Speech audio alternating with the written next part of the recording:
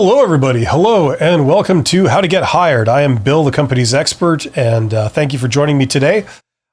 We are going to be talking about employment. We're going to be talking about job interviews, talking about resumes, talking about how to discover jobs, and all that kind of thing. And this is also a interactive Q&A. So if you see my face somewhere in the vicinity, you should see a chat box.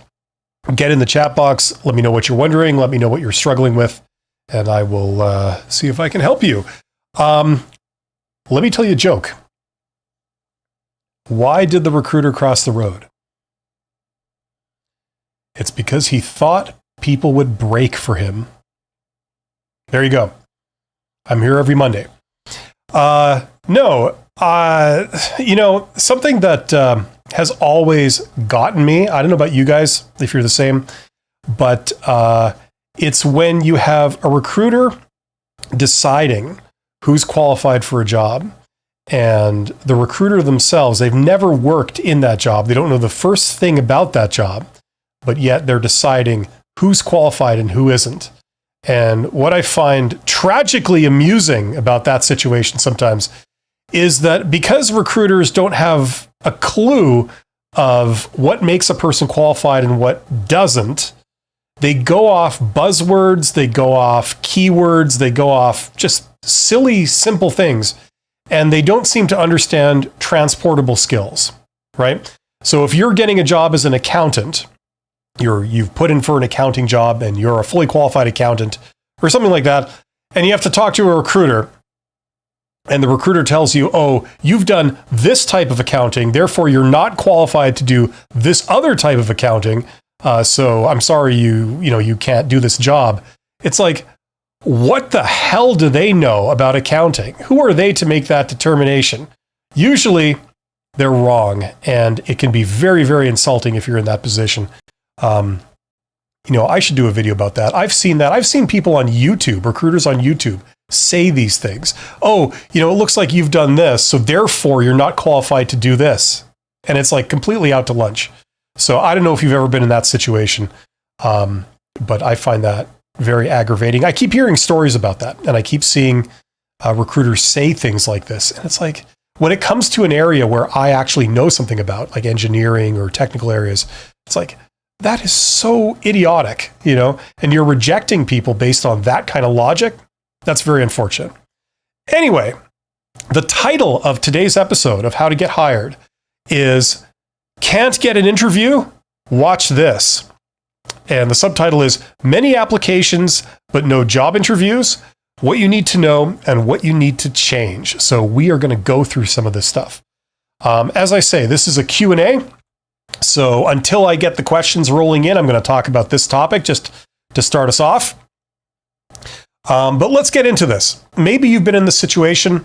Maybe it's very, very frustrating if you have, where you're applying for a ton of jobs and you're applying to posted jobs, usually things that you see on the internet, and you're doing a ton of applications, but you're not getting any callbacks and nobody's calling you back for an interview. Now, first of all, I got to say that if you're playing that particular game, it's a numbers game, okay? And you have to apply for a lot of jobs to get a bite, okay? So don't think you can apply for 3 jobs and you should be hearing back for one of them already. You got to go to a lot more. You got to go to sometimes well over 100, sometimes several hundred, depending on what you're trying to do, to get a bite. The good news is that you can apply to many jobs in a day, but if you want to do a good quality job application, it takes a little bit of effort because you got to tweak some things.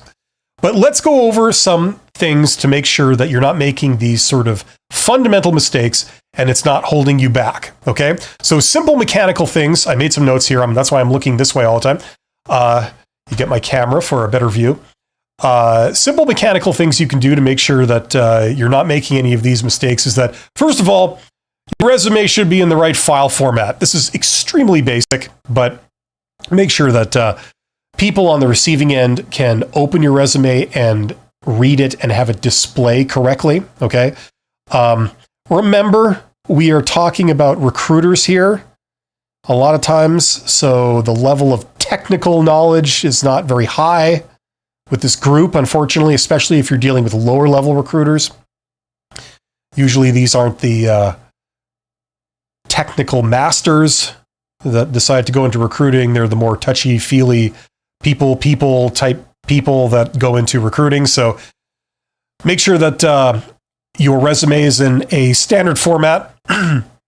If it were me, I would use, PDFs, but a PDF that's like not the absolute latest version using all the latest bells and whistles, something that's much more compatible, right?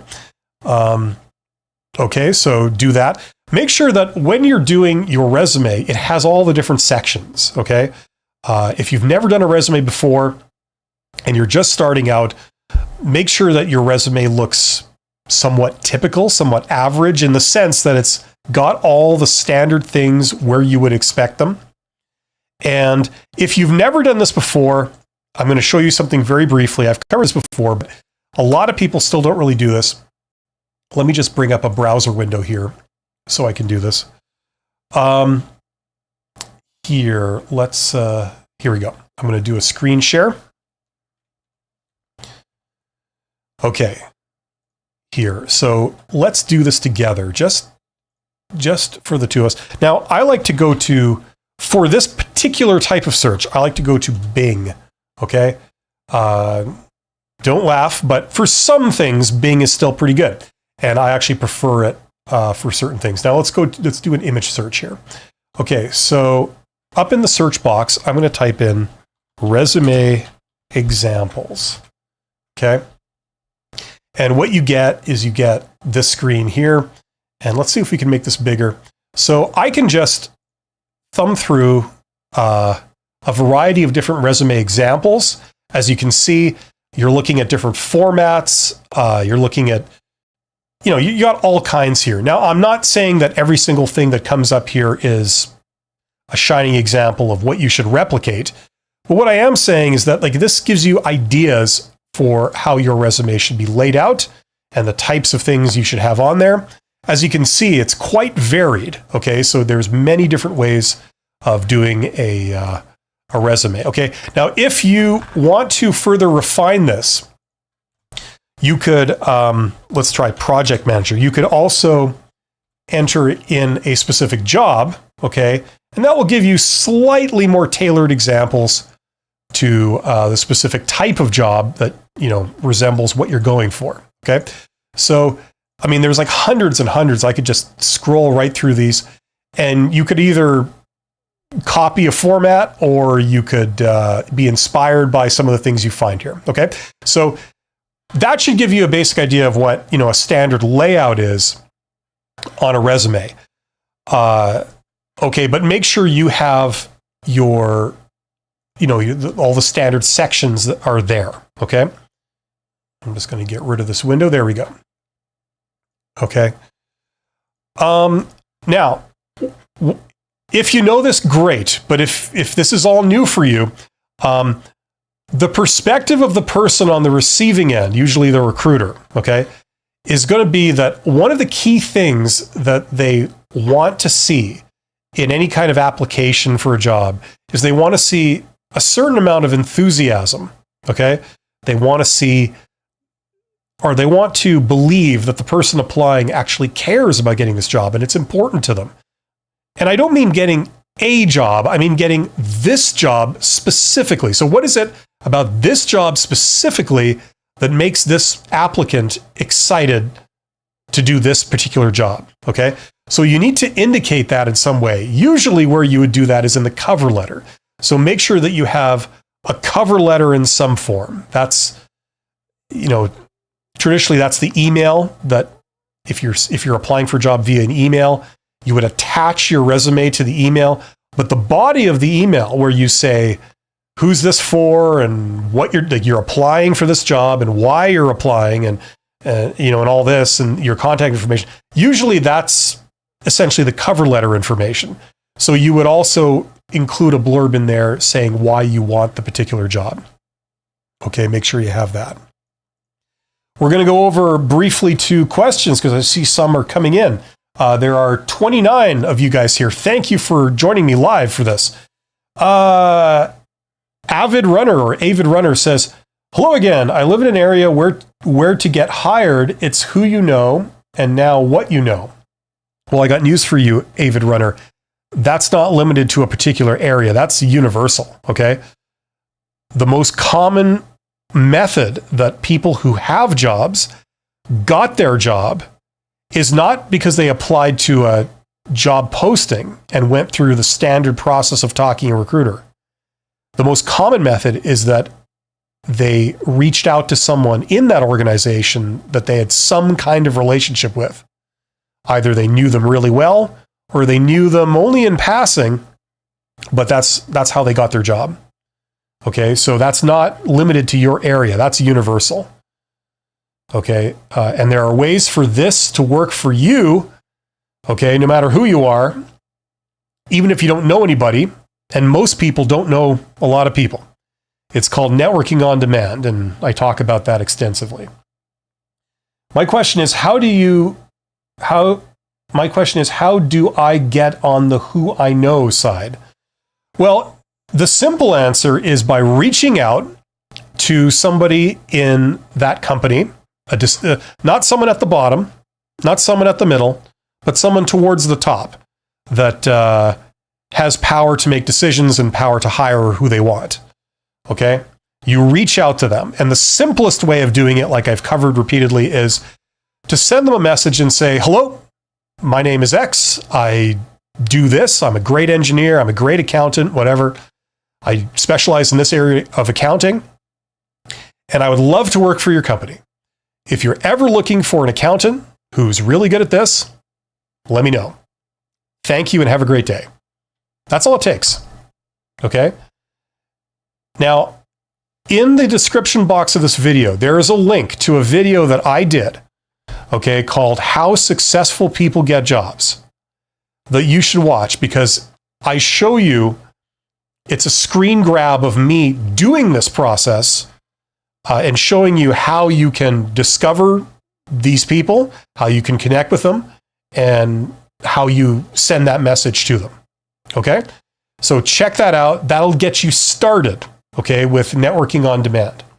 That is one way of doing it. There's many ways of networking with people, but that's one way that only involves you using your computer or even your phone, from where you are. You don't have to go to an event and talk to people face to face. It's a way to get this started. And long story short, that's the way to get started. So check out that video, and that'll get you on your way. Kwan Yi says, hello, I have a 6-year gap in my resume because I was taking care of my mother who had dementia. I feel this gap is killing my chances with job applications. How do I approach this? Do I mention this? Okay, well, coincidentally, what I was just talking about, which was reaching out to people and going the networking route. It's one networking route. It's one of the simplest ways to get a job through networking. That is the way that most people will see the most success when you have a work gap or you're changing careers, okay? Now, the reason I say this is because recruiters, their job is to go out and find qualified candidates.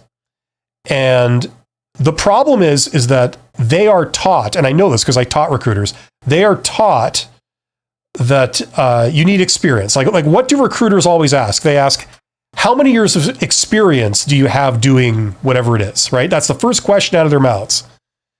So the problem is if you are changing careers, by definition, you have no experience in doing this type of activity that you're getting a job for. Or the problem is they are taught that a work gap is a red flag because it means that you weren't employed. And they most likely will not be able to find out the real reason why you weren't employed. Oh, sure, you're saying it's because you had to take care of your mother. But, a lot of people say that kind of thing when that's not really the real reason. It's concealing something a bit more problematic. Maybe they were fired. Maybe they couldn't get a job. Nobody wanted to hire them. Whatever. So recruiters are taught that a work gap is a red flag. Now, the problem is that this is stupid because, as we all know, you have a very legitimate reason why you have a work gap, right? You actually have a very noble reason why you have a work gap. The problem is that if you go talk to recruiters, the first question out of their mouths is going to be, how many years experience do you have? And what's this work gap? They're going to be skeptical of whatever you say. And then they're also taught another principle, which is that if you don't use it, you lose it. So if it's been 6 years since you had a job, you might have forgotten all the details of how to do that job by the time the 6 years is over. And you're going to be almost like an entry-level employee. You're going to be on a steep learning curve to learn it all again. Now, you and I both know that this is probably crap, right? But this is how they're taught to think. Their job is to minimize the risk of the person they're hiring. And this is the problem, that you're up against this kind of thinking. So for that reason, the most successful way to get over these kinds of issues, career change, work gap, or anything else like that, is you take the networking route. You talk to, you don't say what you do, but let's say you were an office manager, okay? 6 years ago, you were working as an office manager. You're trying to get a job now as an office manager. So what you do is you go talk to the boss of an office manager in a business, and you sit down with them for half an hour, and they see that, hey, you know your stuff, you're professional, you're personable, you're someone that they would get along with on a daily basis. You have all the qualities of someone that would be a good office manager. So you will get further with that person. They'll say, you know what? I think you could maybe be a fit for this. So we'll take a look at you, and they'll consider you seriously, and they won't worry about, oh no, you've got a work gap, or oh no, it's been 6 years, or oh no, you're changing careers, right? So that's why the networking route is an antidote to this problem where recruiters regard a work gap as a red flag. Okay, so check out the networking route. Check out that video I just mentioned to Avid Runner. It's in the description box of this video. It's called How Successful People Get Jobs. Consider doing that type of thing. That'll get you on the right track to do that kind of thing. Okay, still try and go through recruiters. It's a numbers game. You never know. But also do the networking thing because that's shown to be much more effective in situations like this. McKinley says, is it good to put your picture for something different? What does that mean? What? I'm sorry, if you could explain that a little bit better. I don't know what you're talking about. Put your picture on what? And what do you mean by something different? Does that mean applying for a different type of job? Changing careers? Please let me know. Pearl says, hello, Bill. Hello, Pearl. It's nice to talk to you again. A recruiter reached out to me for an expat position. He told me to send in my CV and provide some other information. I requested that I know the company that I'm being considered for before committing to the recruitment process. However, the recruiter never responded. Have I done anything wrong by requesting to know the company I'm being considered for? No, you're not. Look, I don't know what's going on the receiving end. We will never know what's going on, what went on the receiving end. But one possible explanation is that it's a red flag and that these people are doing something shady. If they don't want to reveal the name of the organization they represent when they reach out to you, that is a red flag. One would wonder why that's a secret. I'm not saying it's universally a red flag, but in a lot of cases, that would probably be a red flag, right? Especially, but what is a red flag is the fact that you just requested to know the company and they ghosted you. That was it, to terminate their communication. That's the red flag. Okay? If they're secret about the company name and they immediately ghost you, you put those two facts together, that is a red flag, right? So you haven't done anything wrong. If someone contacts you under these circumstances and you say, certainly, yes, I can give you my resume. I'm interested in hearing more about it. That's not a problem. My first question is, what's the name of the organization? That would seem to be an obvious thing, right? Now, if they ghost you at that's a red flag, but you know what I mean? That there's nothing unprofessional or inappropriate about giving that response. So there we go. So thank you to Pearl. While we're waiting for the next questions, I'm going to resume the theme of this episode, which was, you can't get an interview? Watch this. Many applications, but no job interviews. What you need to know and what you need to change. We talked about your resume being in the right format. We talked about your resume having all the sections that you would need in a standard layout. Okay. We talked about the fact that you would have to show some measure of enthusiasm in your application, because that's something that recruiters today actively look for. Okay. An example of that would be saying why you want the job. And one obvious reason is that it speaks to all the things you have. Like, I have this, I have that, I have this, I have that, and I have this. And that seems to be what you're looking for. So it seems like I would be a great match and I'd be able to bring all my skills to bear in this job. And to me, that's a really good job where I can contribute all my various talents and experience to outperform. Okay, now we get into more technical stuff. Make sure that your resume or your application is using the keywords that they're using, okay? A lot of times, recruiters use a specific lingo.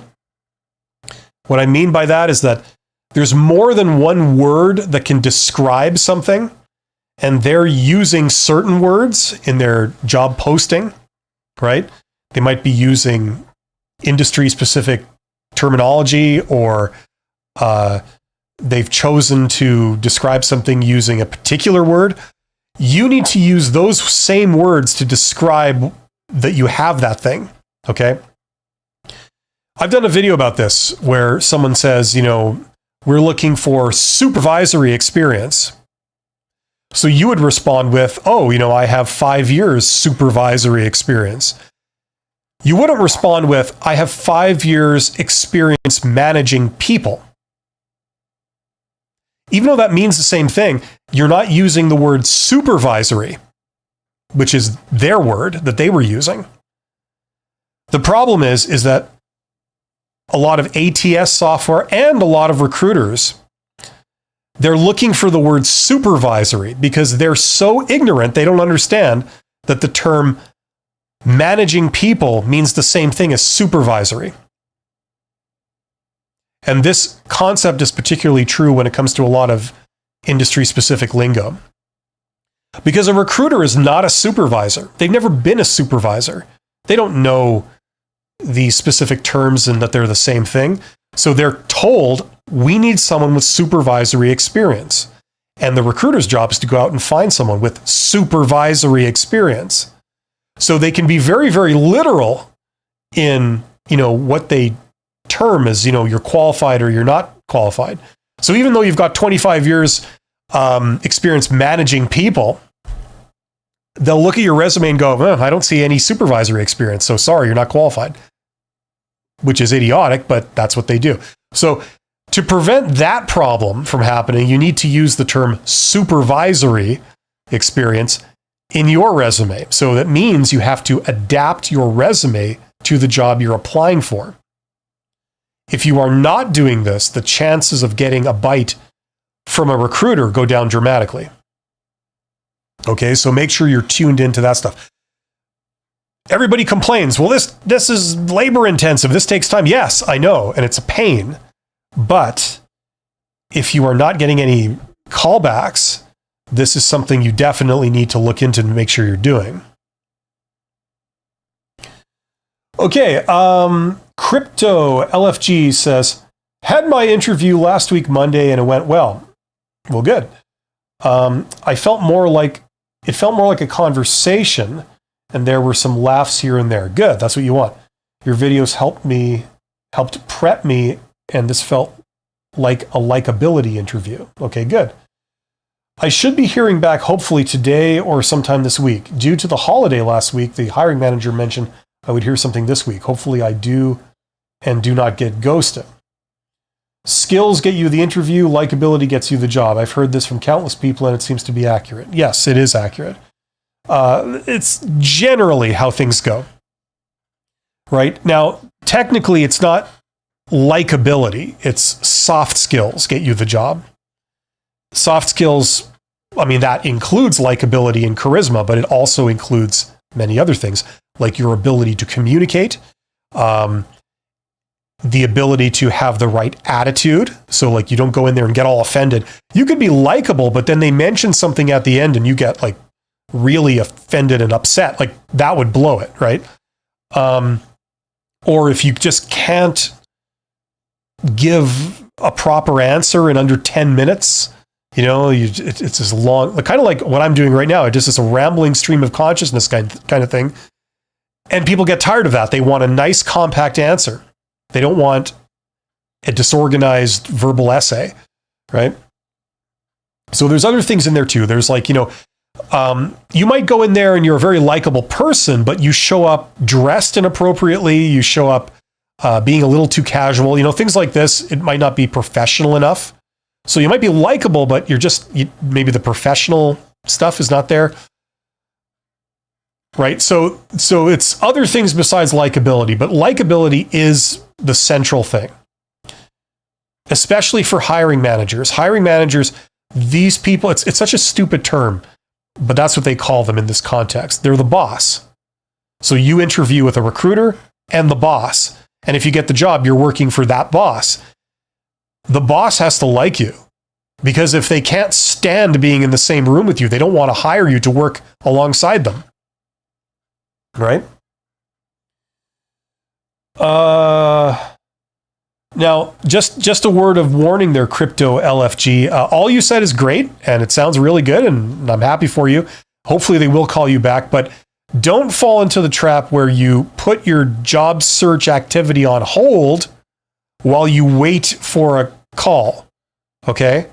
It's great that these people said they're going to call you back, but your attitude should be that, you keep moving forward. So if you get a call from them, great, but don't put all your other job search activities on hold while you wait for this call. Okay? Keep moving forward. Everybody always says they'll get back to you. Okay? And hopefully these people will, but just in case they don't, keep moving forward, and then you don't lose anything. You don't lose any time.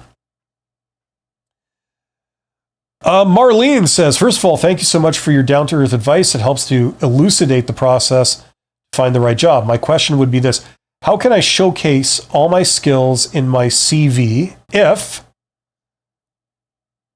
and we're waiting for the second part of that. Merlin Mitchell Cott says, how do I deal with lacking experience in one of the key areas of a job description, but easily meet all the other requirements? Well, first of all, know this. What happens a lot of the time is that when they post a job posting, and it'll have a section called requirements, it's often the case that a lot of those things that are requirements are not really requirements. They're nice to haves, right? Okay, so just because you don't meet all the posted requirements doesn't necessarily mean that it's inappropriate for you to apply the job, or you're a non-starter. A lot of applicants don't meet all the requirements, okay? And they often end up hiring someone who doesn't meet all the requirements on the job posting. What's going on behind the scenes is that maybe a couple of those things are requirements. They're non-negotiable. You must have this. You cannot do the job without this. However, most of those things might be optional. So I would go ahead and apply for it if you really want it. You feel you could do it. Now, in the interview, now let's say you do get a call back. If you do get a call back and they invite you in for the interview, they're signaling that on paper you appear perfectly qualified to do the job in their eyes. Okay, that's what they've signaled to you by calling you in for an interview. They're not going to call someone in for an interview that on paper looks like they're totally unqualified to do the job. It's a waste of their time. They're not going to do it. So they're signaling that you are qualified. Now, what you've got to do is now go in there and give a good explanation for why you don't have this thing that they've said they're looking for, right? And you've got to convince them that the fact that you technically don't have that thing is not going to be any kind of show-stopping issue. Okay, it's going to be fine, right? Either you make up for it in other areas, or maybe it's a qualification, but you have roughly equivalent experience, or you don't have that type of experience, but you have other experience that's analogous to it. Okay? So it's not going to be an issue because at the end of the day, you will be able to do the job just fine. Okay? So you have to go in there, and when they say, why, do you have this? And you say, well, I technically don't have that, but what I do have is this, which is basically the same thing. I've done this. I know how to do this, and I can solve these problems. So, I don't see that being an issue. I've done that type of activity many times before, and I've been commended for my job performance in it. So I'm pretty confident that I can take care of this. And they go, okay, fair enough. So you've passed that test. You've passed that hurdle.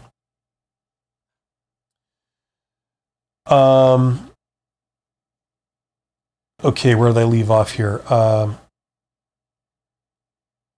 Okay, so that's the deal. Now, Marlene goes on. Okay, Marlene had said, first of all, thank you for the kind words, Marlene. And then, how can I showcase all my skills if I have had different jobs, but now I want something more professional? I have 5 months experience as a computational linguist, but I want to find a job. I don't know how to move forward because I need more experience. How could I sell myself in order to find a position in a somewhat competitive field? Okay, what was that? I want something more professional. That's a long question. Okay, your question is, how can I showcase all my skills in my CV? Well, you could put them all in there. Like that doesn't seem like much of a question. But I've had different jobs and I wanted something more. Okay, here's the deal. Now listen to me very, very closely here. Your resume is not a sort of thing, almost like a trophy where you show off all the things you're proud of. That's not what it is. It's a very specific tool to persuade very specific individuals to do a very specific thing, okay? And that is, it exists to try and convince the decision maker to give you an interview, okay? That's what it's for. So putting a bunch of irrelevant things, not irrelevant to you, but irrelevant to that decision maker on your, like putting a bunch of irrelevant things on your resume that they don't care about doesn't serve you, even though you might be very proud of those accomplishments and you consider them like real trophies. Like it's a feather in your cap that you have all these different things. And so you want to list them all because you're very proud of them. Those things give you a sense of value, self-worth, and they convince you that you're valuable to an employer, right? Okay. The problem is that the resume, the document isn't for you, it's for them, okay? So if you put a bunch of stuff on there that they don't care about, and there's a lot of it that they don't care about, that's going to count against you, okay? So if you have very diverse experience, you've been a coal miner and you've been a sort of chemist that does research work, and you've been a shift supervisor in a 24-hour restaurant operation, and so on. You have all these diverse experiences. You've learned a lot in each one, and you're proud of it. But they're only looking for a chemist. right? And you're sending them a resume where you talk all about being a coal miner and you talk all about how you've been a shift supervisor in a restaurant and all the different duties you had and accomplishments you had, those are actively going to count against you because the recruiter that's looking at your resume is going to think, oh, yeah, this person has the couple of things I'm looking for, but it seems like they're more of a restaurateur than a chemist. So maybe it's not a good fit for this job that I'm hiring for, right? So be wary of putting a bunch of stuff on there that you're proud of that isn't what the recruiter is wanting to hear specifically, okay? Doesn't mean you can't have other things on there, but when you inundate them with all kinds of diverse experience, and one of which is relevant to the job you're applying for, but it's only 10% of the things you've written, then the others can really count against you in that context for persuading that person. Does that make sense? So you could go ahead and list them all, but that may not achieve the goal that you're after, depending on what you're trying to do with your resume. So remember, you've got to try and convince this person that you have what they're looking for. Okay, that's the purpose of the resume document in this context. Does that make sense? I'm hopefully answering your question. It was a very long question.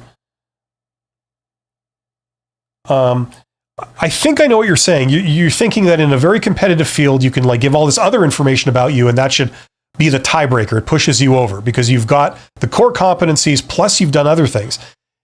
And if that's what you're saying, I agree that should be how it works. However, if you're dealing with a recruiter or a hiring manager, it really depends on the individual if they see those things as a strength or they see it as a distraction, right? If you want to hire someone to move your furniture, would you want someone that has been a furniture mover for 1 month, but has worked in 20 other jobs over the last 20 years, all of which have nothing to do with furniture moving?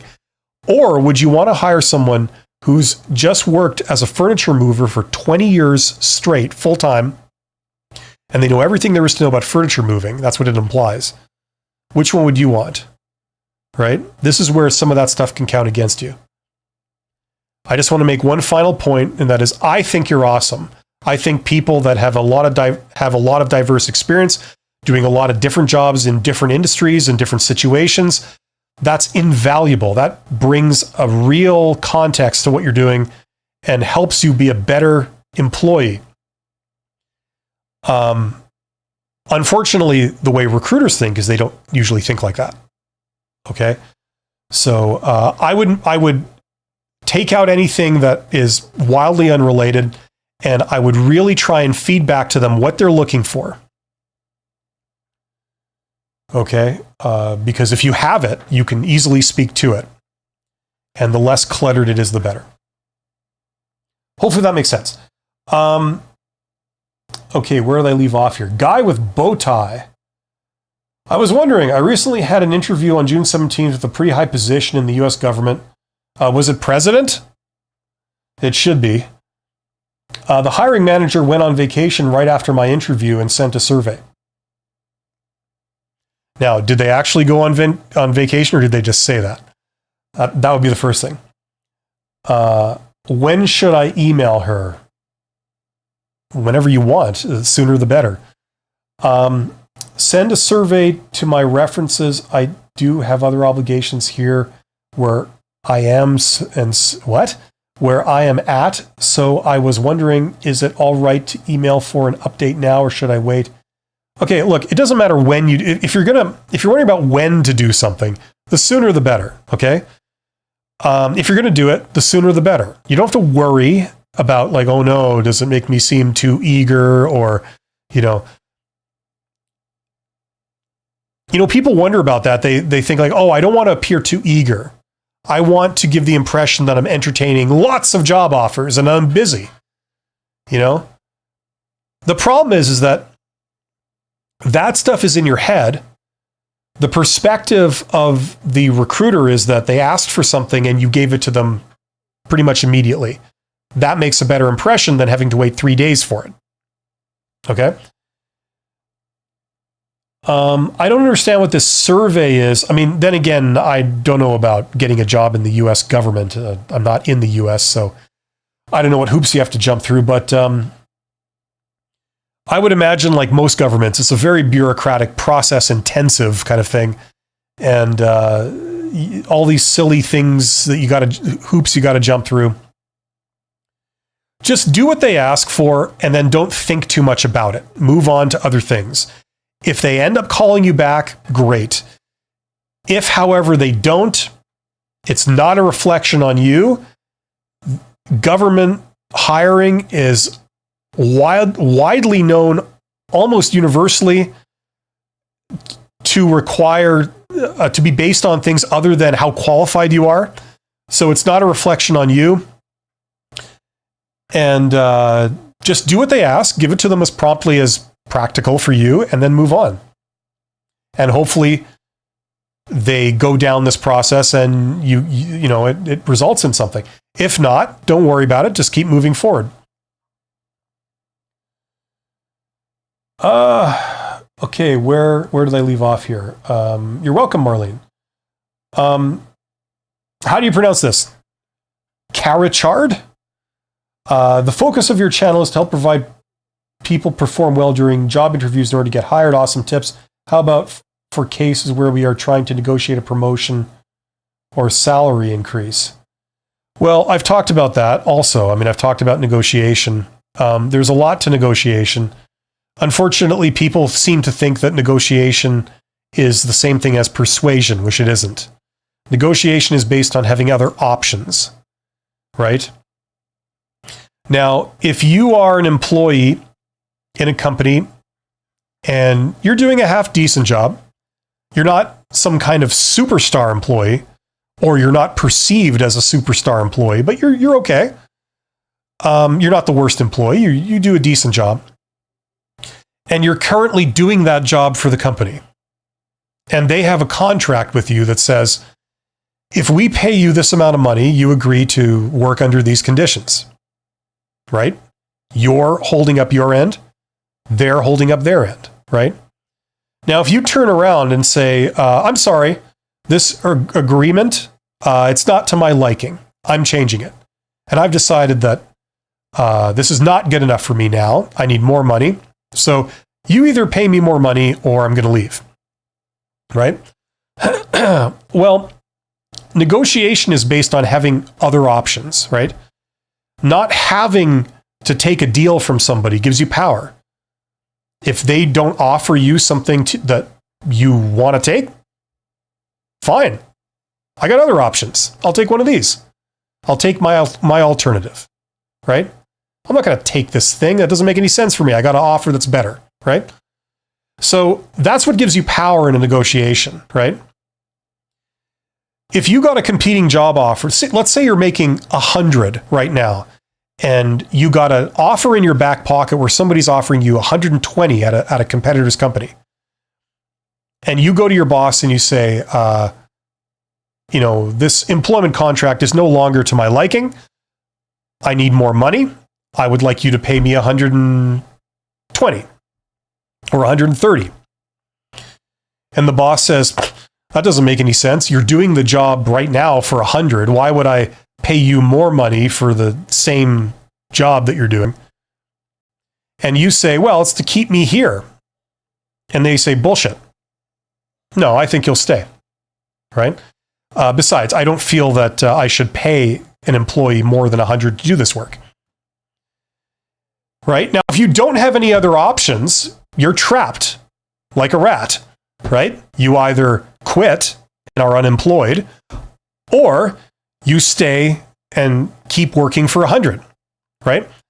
If, however, you have an alternative, you have this offer in your back pocket for 120 at a competing company, you can say, well, no, I need 120. So either you pay me or I'm going to leave. And they say, bullshit.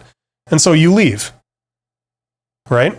And you go to the competitor and you make 120. So you're happy, right?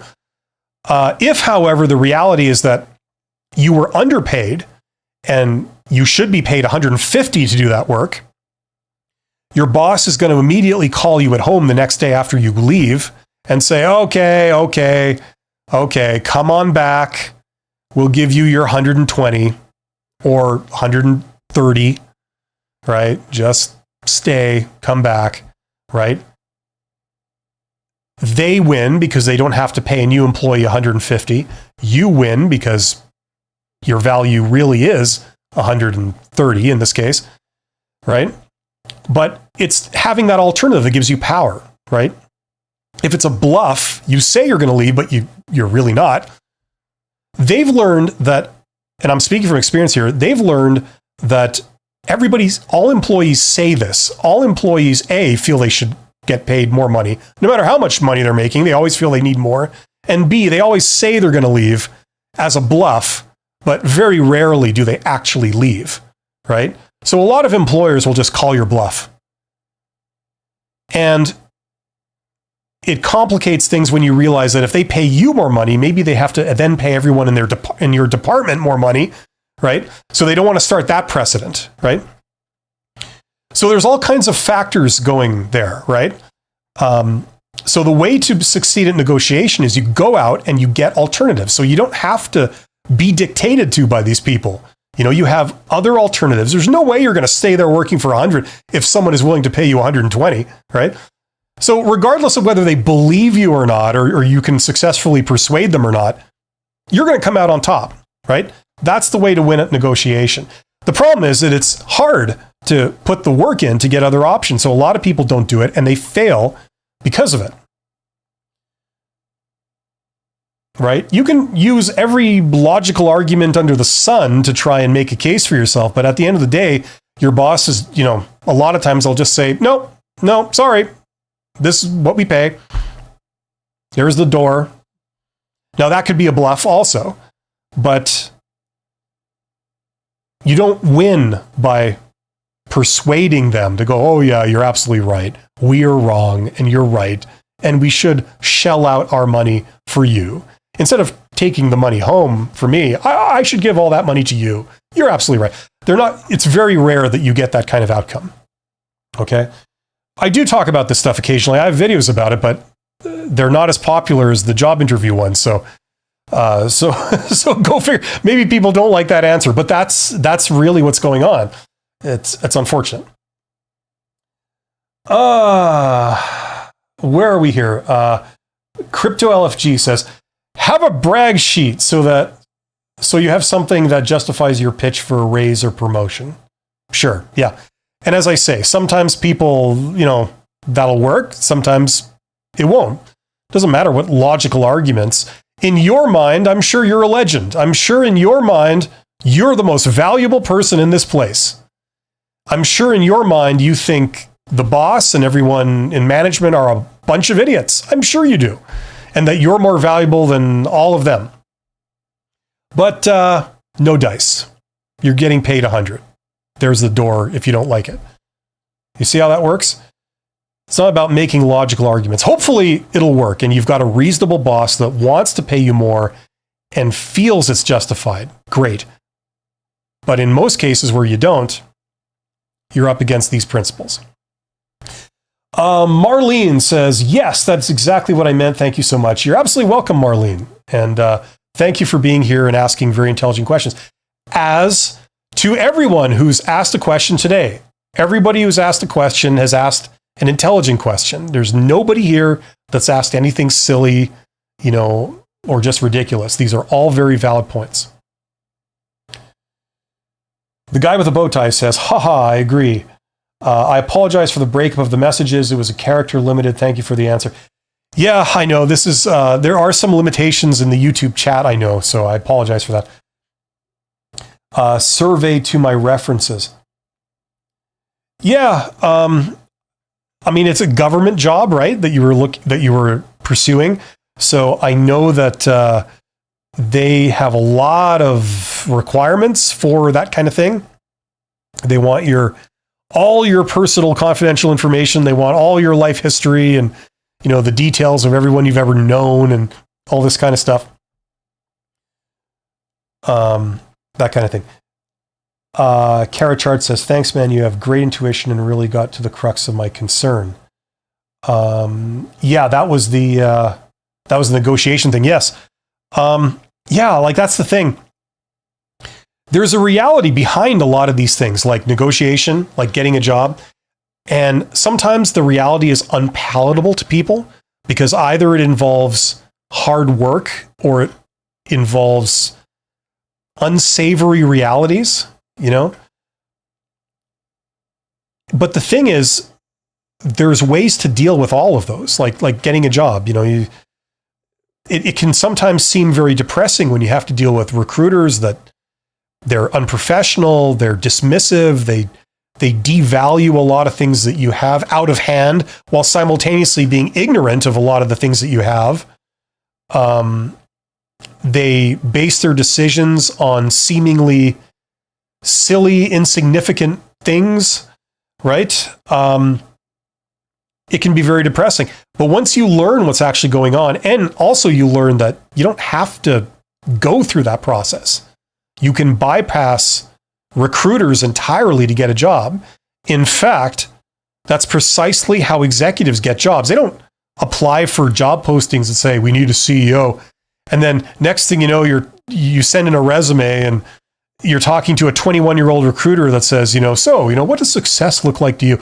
It's like, that's not how those things work. They bypass all of that and they talk directly to hiring managers, to the people that are making the decisions.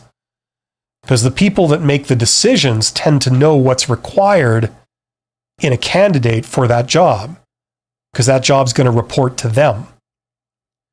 Right? And a lot of times it doesn't matter in absolute terms what your qualifications are. It's what that decision maker needs to see, what they place value on. This can be a maddening process, right? You feel you're totally qualified. And you feel you're qualified because you've done the job before very successfully. So it's hard for you to swallow the fact that you're not qualified for the job, right? But then you don't get selected and you're left wondering why. And often the reality is that, yeah, you were perfectly qualified, but you just didn't have a great rapport with that particular hiring manager. Maybe they were a jokester. Maybe they were constantly laughing and that's just how they are. And you're a little more serious. And so they did not get a great first impression of you. They thought, this person is going to be a chore to work with day in, day out. I'm going to be cracking jokes and they're going to be just sitting there stone-faced, not getting it, thinking I'm immature for doing it. But I feel that jokes are, you have to do it. It brings a sparkle to your day. And sometimes you got to lift yourself and everyone up because you're dealing with unpleasant stuff and work is harsh and boring and, tedious. And you need to try and get some element of enjoyment in your workplace. That's what I feel. And this person was a little too serious for me. So no dice, and maybe that's what was going on in reality. And they'll never tell you this, but that's maybe the reason why they didn't pick you, or it's the opposite. You're a practical jokester. You feel you got to be laughing and, engage people in conversation and get them laughing and joking. And meanwhile, you're talking to some like really severe engineer type that's, down to business, no nonsense, or some real severe accountant type that like they perceive your levity as unprofessionalism. It's a luck of the draw. It's a numbers game. There's no way to predict what's going on, and there's no way to mitigate that, right? The only thing you can do is you keep putting yourself forward for other opportunities, because sooner or later you will click with the person that you're talking to and they will see, that's the person I want. And then they hire you. You just keep going until you get that match that just serendipitously works out.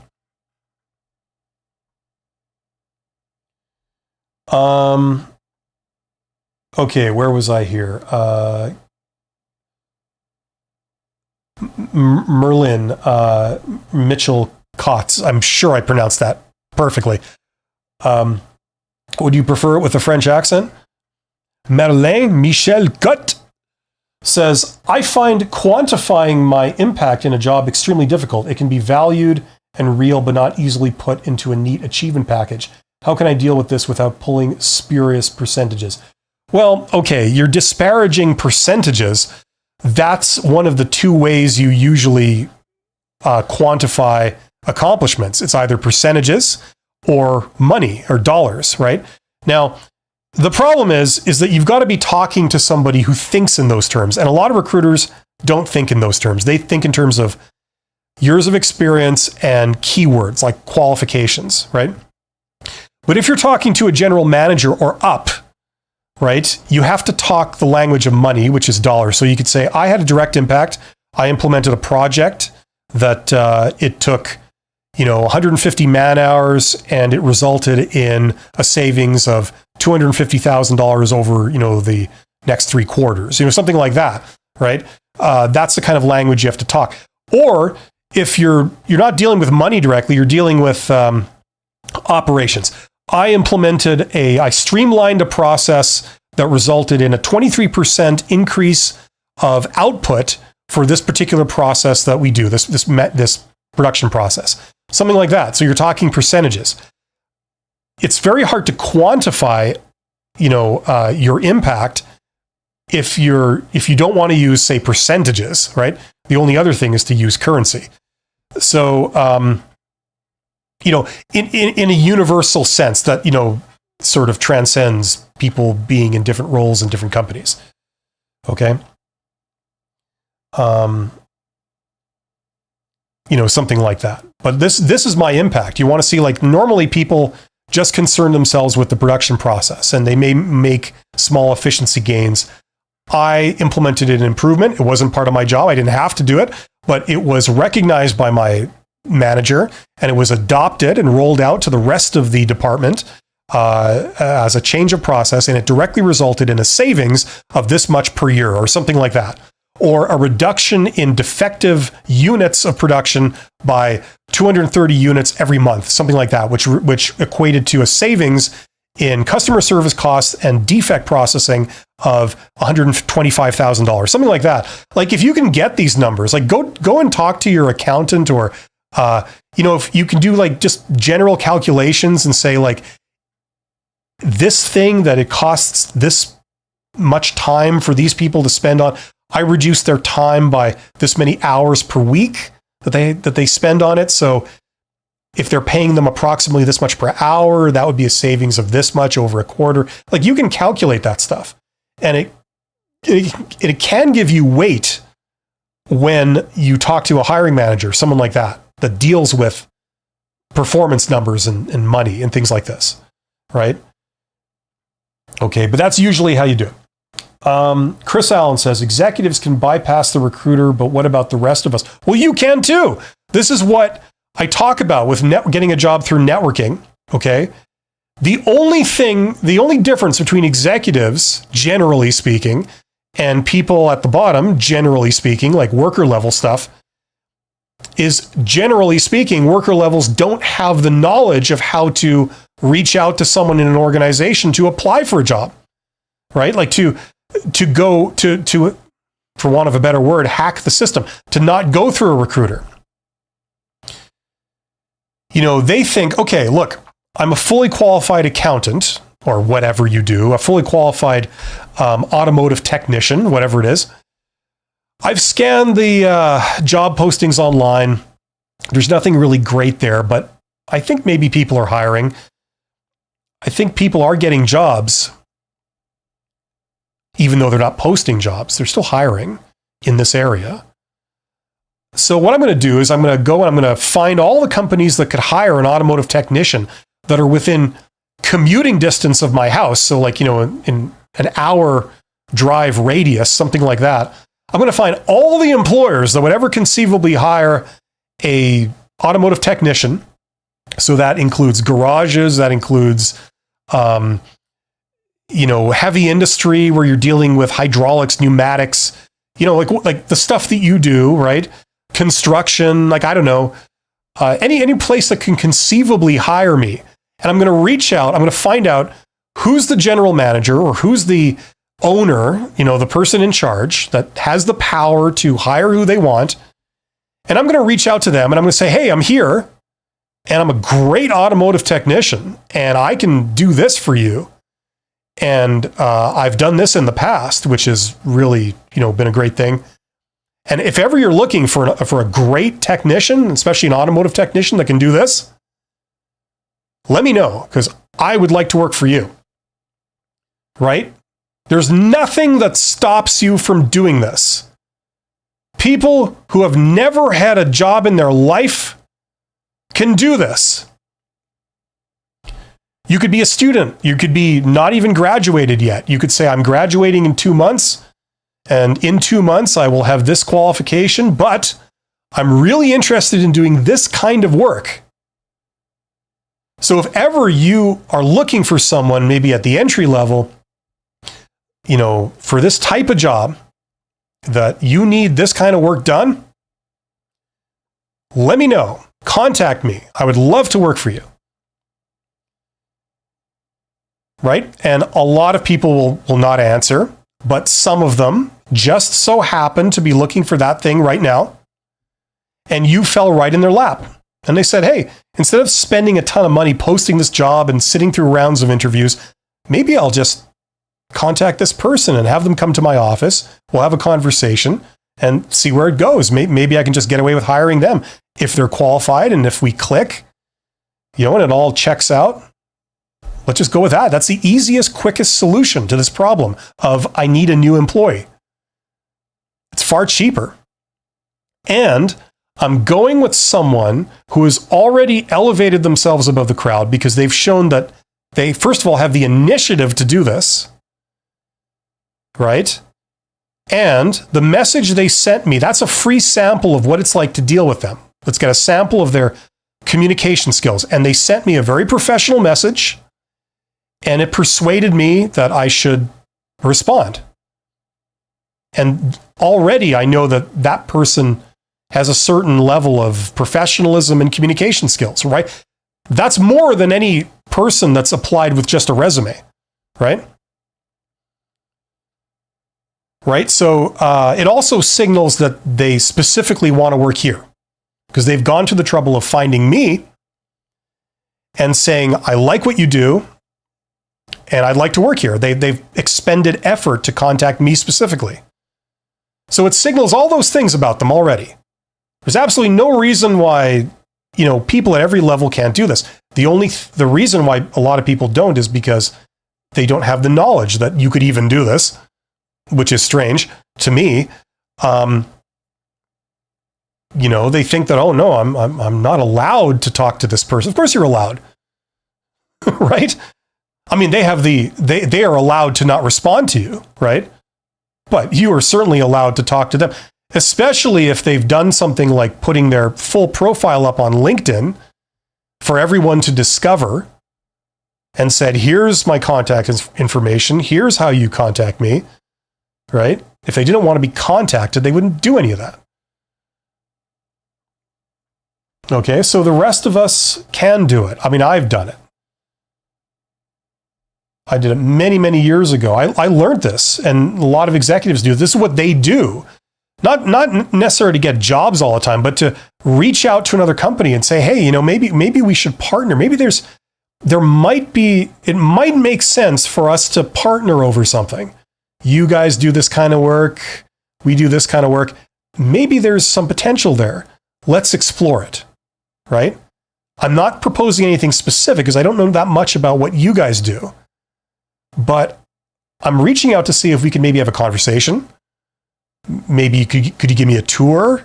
Could we talk about this? Maybe there's something, where we could both come out on top, right? This is a very common thing. So knowing how to contact people and how to reach out to them and how to initiate an exchange is a basic skill that you learn at that level, right? Even if you work in operations and you're some kind of raging technical introvert, you're maybe a nightmare as a person to deal with, right? You still have to do some of that activity. You have to talk to other people in your industry, and you don't live in isolation. You work in a mesh relationship with all kinds of other entities, right? So this is accessible. It's just that a lot of younger people, especially, were never taught this, and they don't know that it exists. And it requires some basic skills that are pretty easy to learn, but you have to learn them, like how to talk to people. What's an appropriate thing to say? Anyway, I could go on forever, but the chat has moved. Let's see here. This thing jumped on me. Where exactly did I leave off here? Okay, so that was Chris Allen who asked that, and it took me like half an hour to answer. Avid Runner says, how do you get around backdoor references? I have a feeling, I lost out on job opportunities because of it. These people and not references I listed on my application. What do you mean by backdoor references?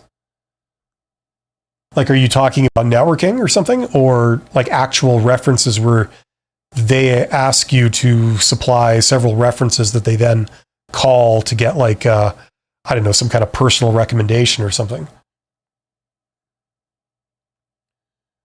Merlin says you did. Okay, great.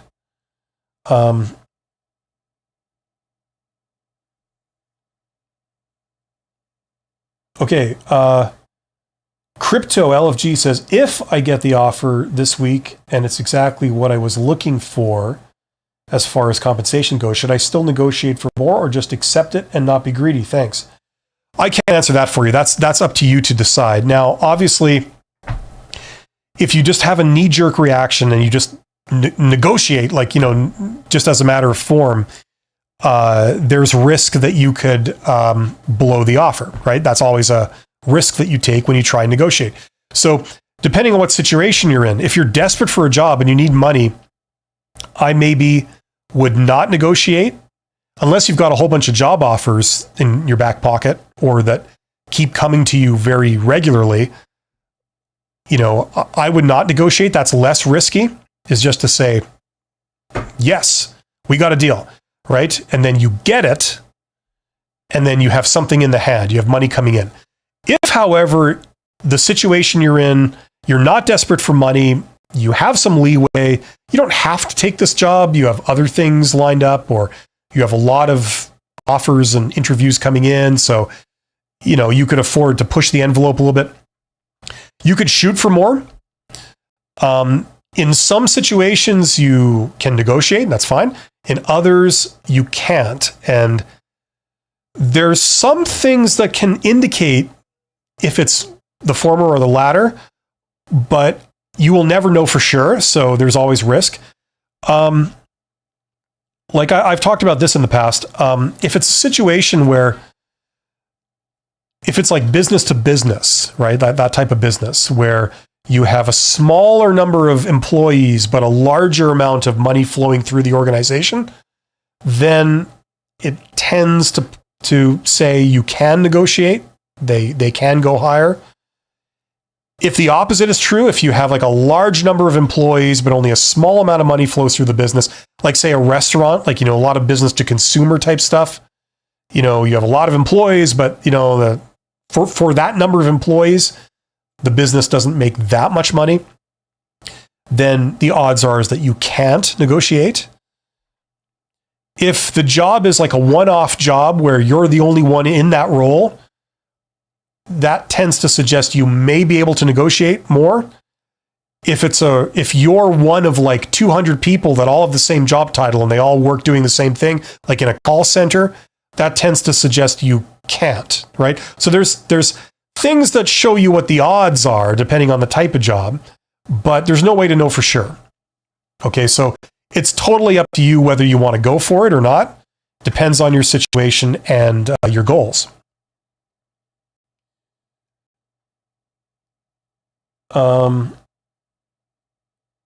You're absolutely welcome, Merlin. I like the French pronunciation of your name. Merlin Michel Gut. A huge thank you. You're absolutely welcome. Smart question, too. Avid recruiter. Backdoor references are people that may know someone at the company you plan on leaving, and they call and they call them to see how you work without you knowing that they called. Okay, well, listen, if you already know people at that organization, it would be a good, step to contact them. I mean, like, I would think that you would have presumably done that at the beginning of this process, because the obvious thing is, can they persuade the person to help give you the job, right? But yeah, if you haven't done that at the beginning, I would certainly do it once they've like done interviews with you, and they're considering you for like an offer, right? Yes, call them and like, obviously you want them to give you a good reference, but the big advantage of that also is that they'd be able to give you information about the company and say like, oh, at this company, let me tell you, they care about this. They want people to be impeccably dressed. So make sure if you ever come for an interview or something, make sure you dress really well. You dress up, or you dress down. They don't like pretentious people, whatever, right? Like you would want to get pointers. So presumably you would have done that at the beginning. But yeah, the other purpose is also to try and say, hello, remember me? Could you possibly give me a good reference? Is that okay? Kind of thing. And hopefully they say, sure, yeah, no problem. If they do contact me, I'll give you a good reference. I don't feel that's a problem for me. So yeah.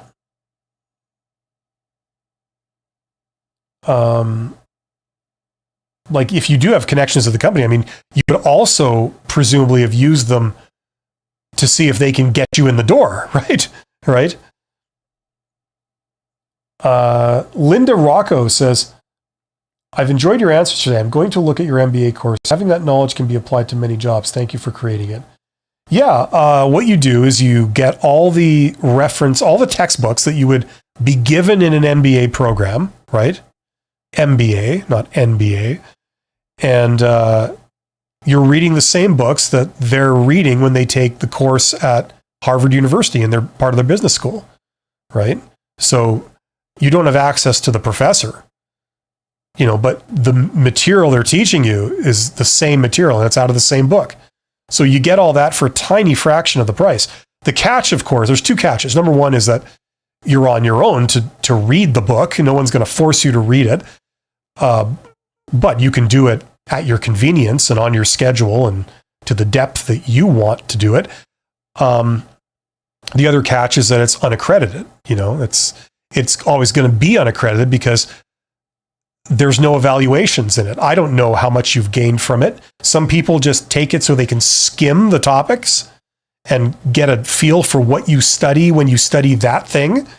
Other people, they go the full 9 yards and they take a long time and they really they read all the books cover to cover. They do the problems and they really memorize everything. And you know what I'm saying? So it doesn't matter to me what you get out of it. Some people, they only want to learn one area of business. They only care about marketing. Or we were talking to somebody earlier this morning who was wanting to be a trader, like a stock market trader kind of thing. And so they would probably, if they took the course, they would only care about really the finance side, where it explains all the concepts you need to, buy, sell, and trade stocks and shares, right? So, you know what I mean? It depends on what your goals are.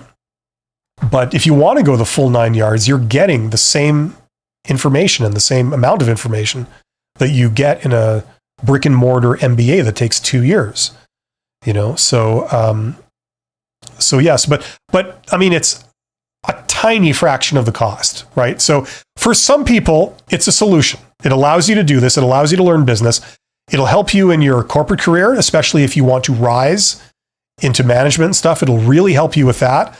If you want to do the entrepreneurship thing and start your own side hustle or business, it'll really help you with that because it teaches you how to do business.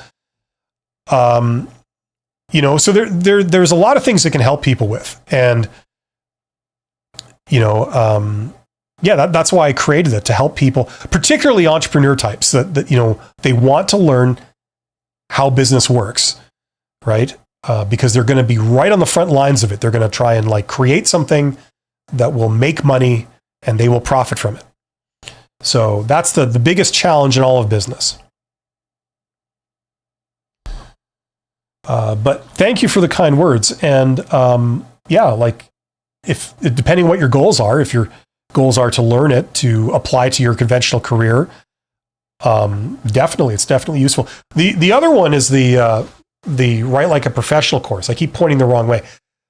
This will, if you're working in a corporate career, but you want to be able to engage with people the way that executives do, either to persuade them of something or to get in their good books or to reach out to them because you could maybe help them with something which, you're hoping they could help you with something.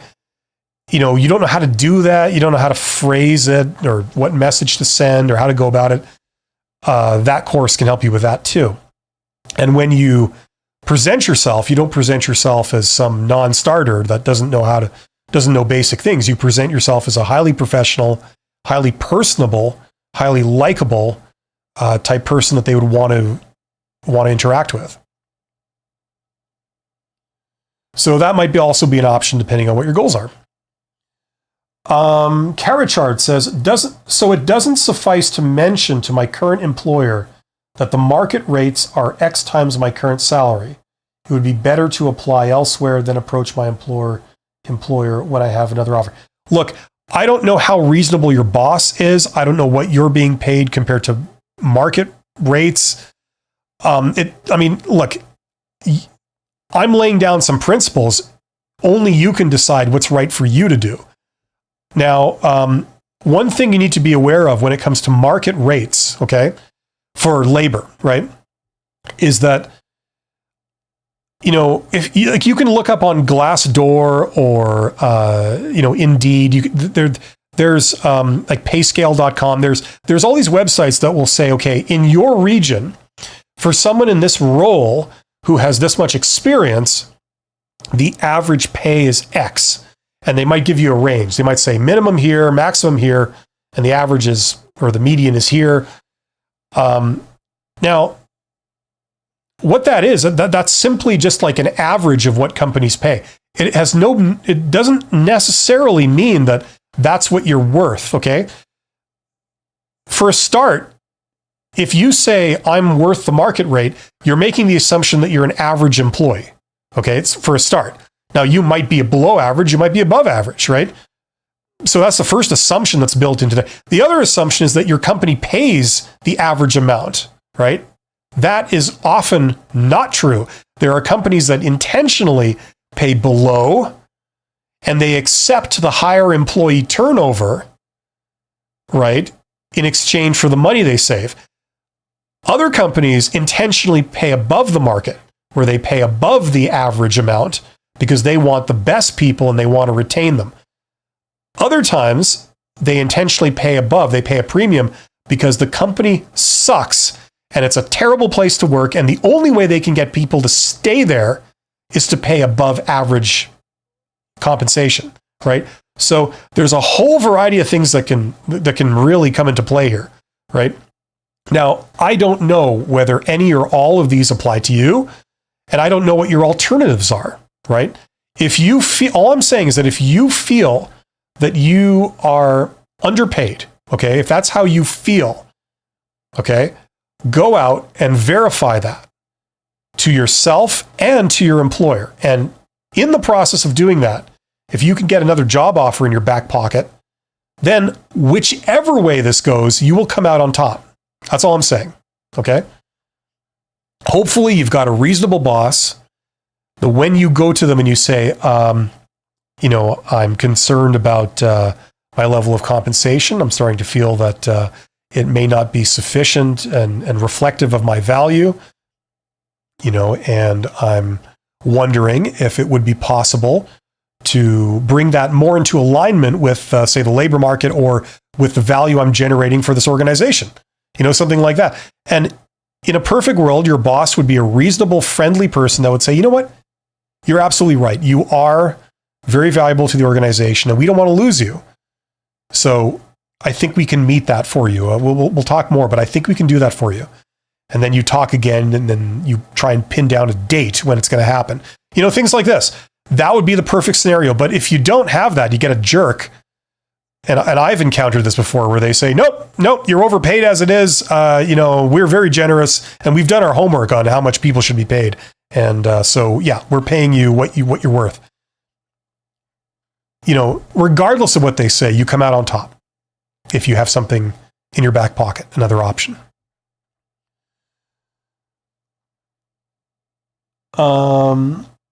Okay, Carrot Charts. Even if I don't really intend to leave the company, I want to stay because I like the job. I'm doing the plans laid out with my team. I just know my current salary is not up to par with market rates. Exactly, my friend. You don't want to leave. They know that. They suspect that, and they're assuming that. And you are playing right into their hands. How do I know? Because I'm the boss. I'm on the other side of this. Now look, I don't mean that to sound harsh. I'm saying it to help you, okay? This is the problem, right?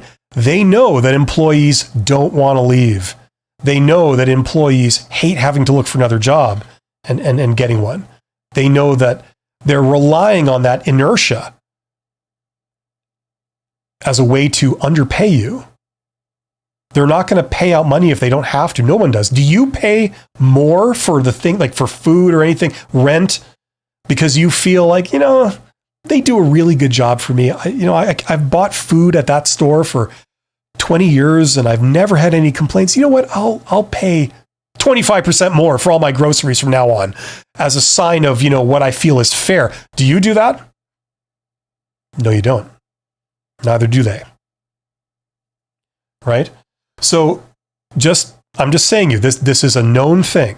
They are counting on the law of averages, which is that you will not look for another job. You will not want to jump ship if you can possibly avoid it. And if it means taking a little bit less money than you feel you deserve, they'll keep you in that situation as long as they can. And often, you see, the problem the manager has is that when you say, you pay me more or I leave, they don't know if you're bluffing or not.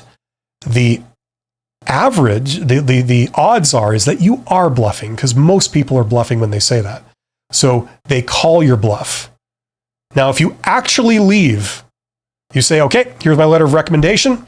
My last day is in 2 weeks, and then they wait the 2 weeks, and you haven't retracted it, and then you actually don't show up for work, the first day you're not working there, they go, okay, it wasn't a bluff. And then they decide whether you're really worth that amount of money or not. It's only then, right?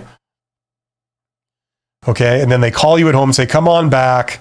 Not only will we match the offer, we'll pay you a little bit more, right? That's how those things tend to play out in reality in the private sector.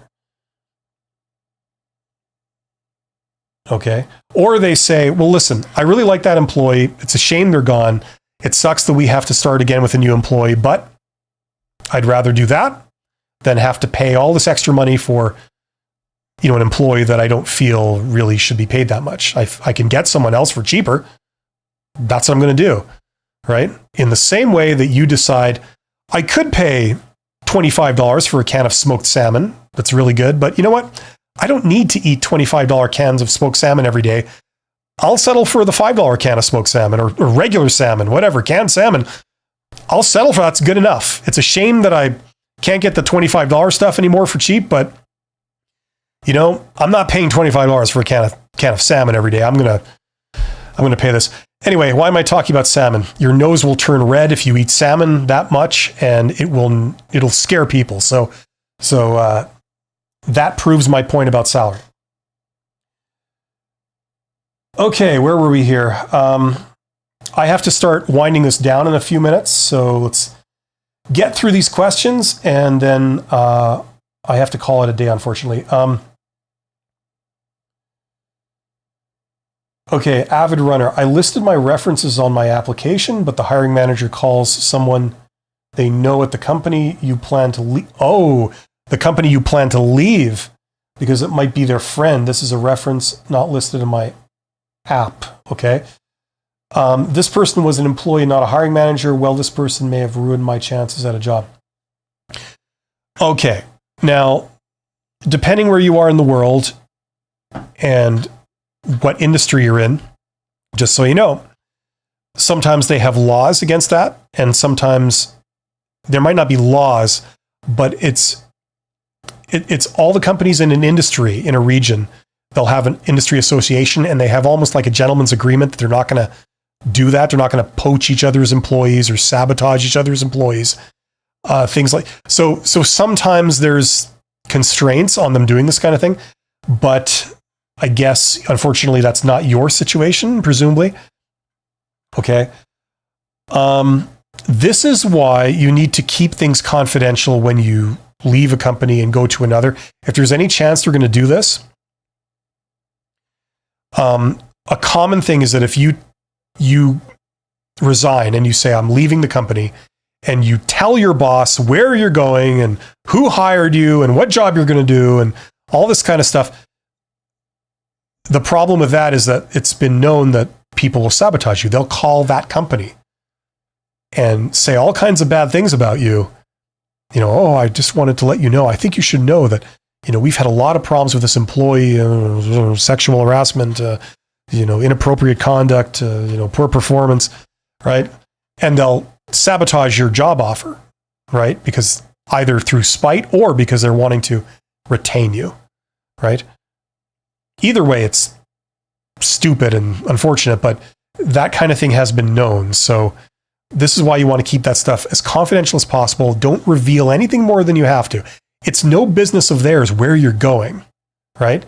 And if the new company says, can we contact your existing manager or your former employer, you say, no, you can't. And they'll say, why? And you say, well, I did not leave on good terms. They wanted me to stay, but didn't want to pay me, what I asked, and I wanted to do something else. I wanted to make more money or whatever it is. So they did not take that very well, unfortunately, and I'm just fearful that they will say all kinds of disparaging things about me that are not true to sabotage me. So for that reason, no, you cannot call. Or you could just not say any of that and say, I don't want you to contact them because they don't know that I'm leaving, right? And I don't want you to tip them off that I'm leaving. I'd like to tell them in my own good time when I have something in the bag. So, I know for sure that I'm leaving. So that's something that most people will understand.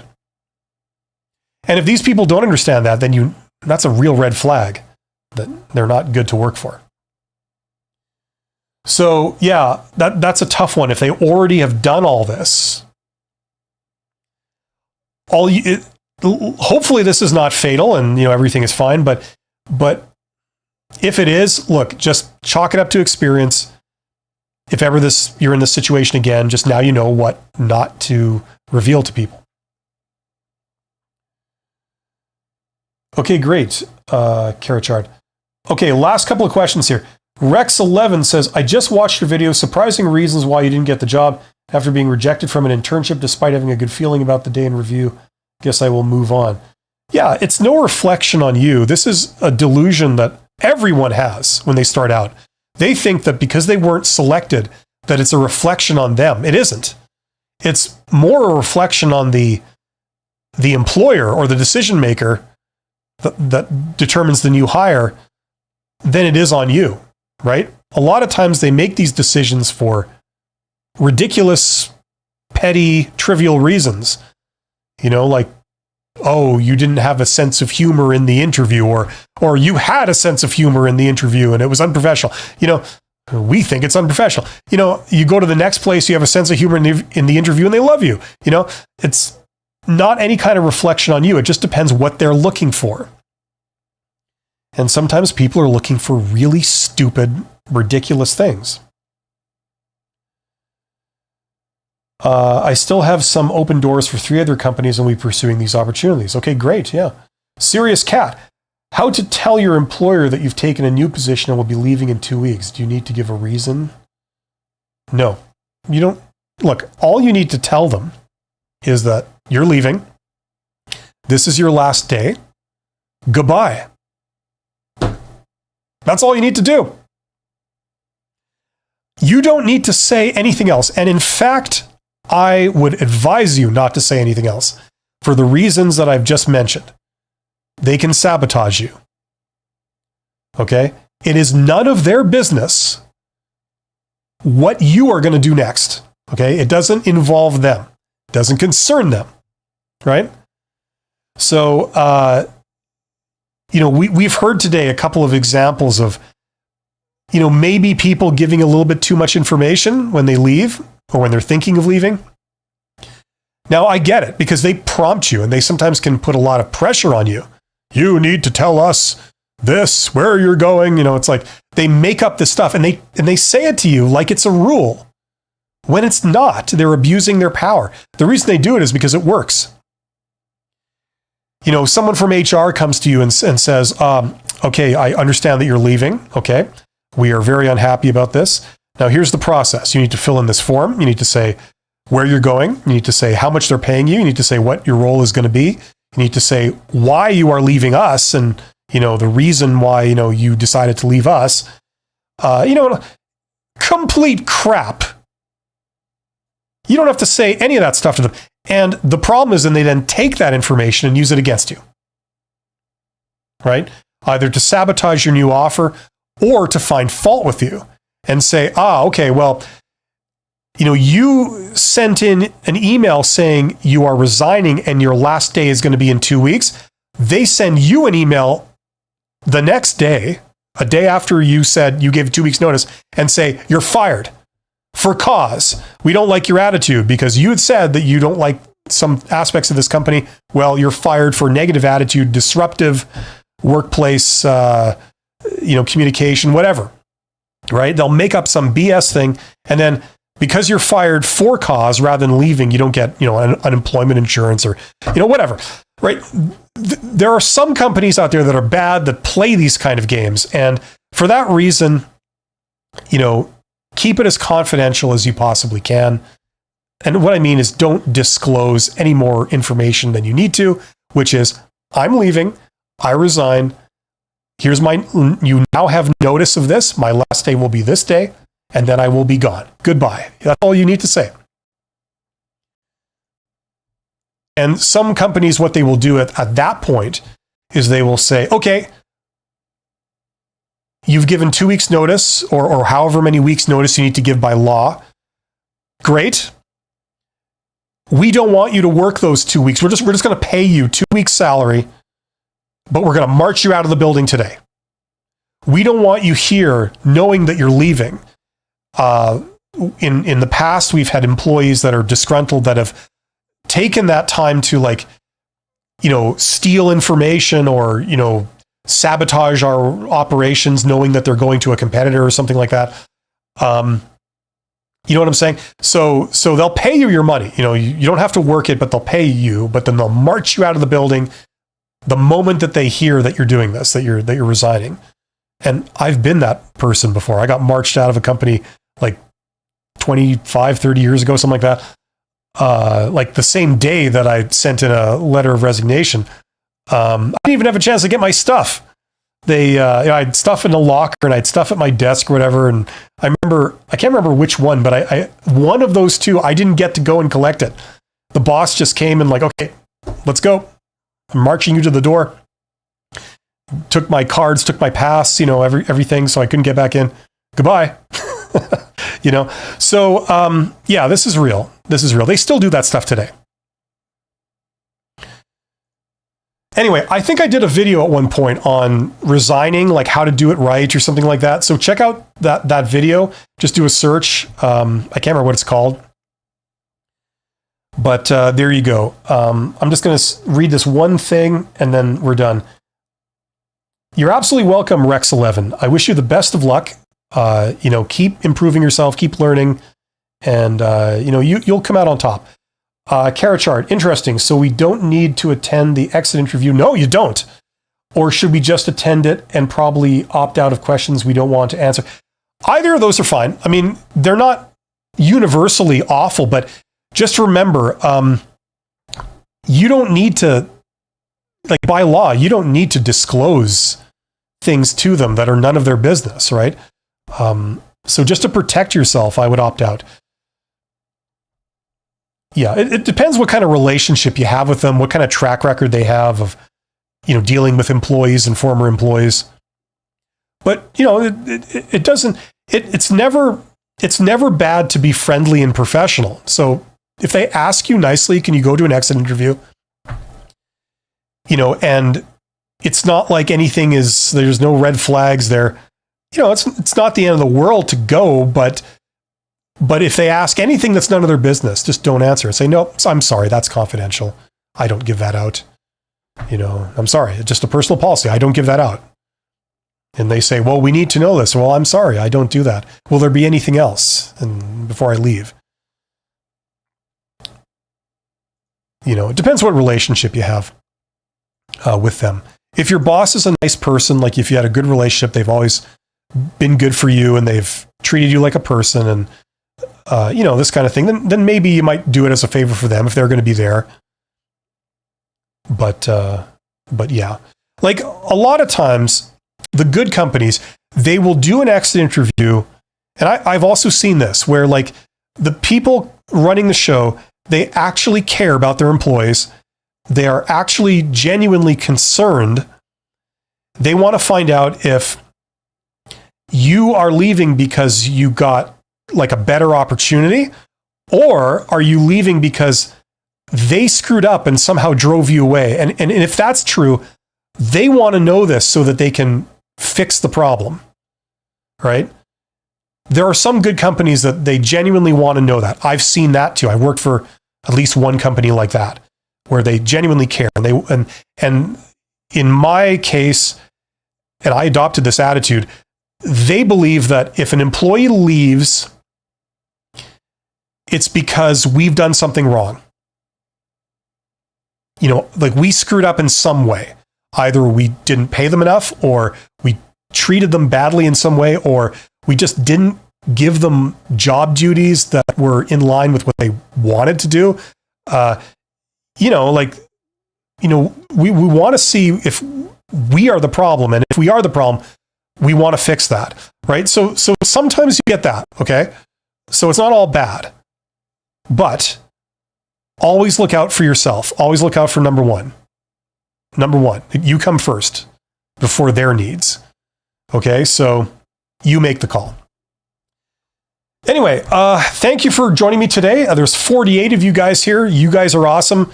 I do these live streams every week, so I will be back next Monday with another edition of How to Get Hired. If you have any questions or any issues you're struggling with, let me know, and I will do my best to help you out. And we'll go from there. Until then, take care. I wish you nothing but the best and job success. See ya.